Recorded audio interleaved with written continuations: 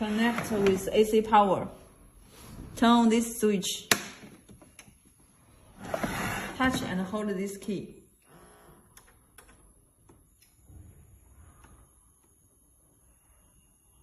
You can see this waveform via ECG cover, and this waveform via pedal or pads.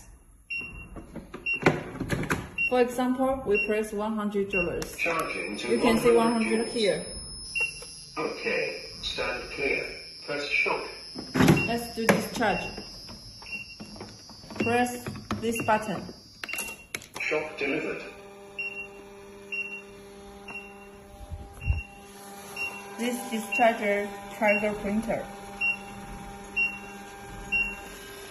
You can see this waveform via pedal. This is for NIBP. This is for ECG cover. This is for SpO2, and this one is for temperature.